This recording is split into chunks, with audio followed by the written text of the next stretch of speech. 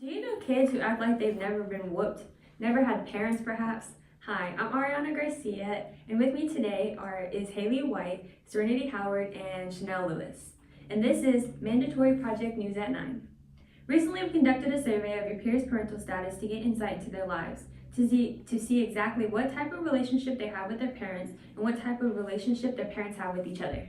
To do this survey, we used stratified random sampling. We chose this method of sampling because we felt it gave the broadest scope to your peers. Our participants were students aged 15 to 18. Each age group had 25 participants, and only 20 from each group provided adequate responses. In our survey, we asked 5 questions. What is your mother's marital status? What is your father's marital status? How many parental figures do you have? How many guardians do you have in your home? And finally, who are your parental figures? Let's compare the data.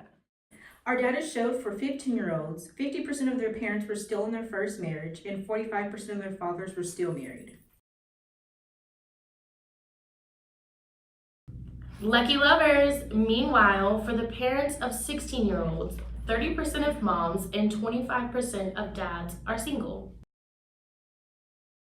Well, we should tell them there is hope for love. For kids 17 years old, 5% of moms and 15% of dads are remarried. Interesting, guys. I found that in the 18-year-old age group, 5% of both mom and dads are back in the dating scene.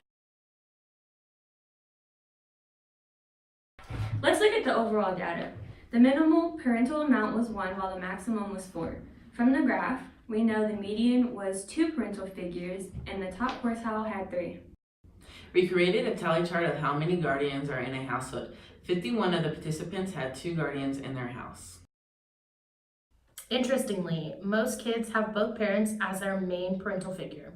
Next, moms seem to be the second most prevalent parental figure. Then our dads. In 2 age groups, we see ties in mothers and stepfathers as parental figures. In smaller numbers are variations of both parents with a step-parent, aunts and uncles, or grandparents. Our findings suggest that with the common misconception that most kids' parents are divorced, it should be taken into account that maybe they were never married in the first place. However, it's interesting to see that almost every one of our participants had a biological parent in their life. It takes a village to raise a child, and it's shown through our findings that the adults in our students' lives know that.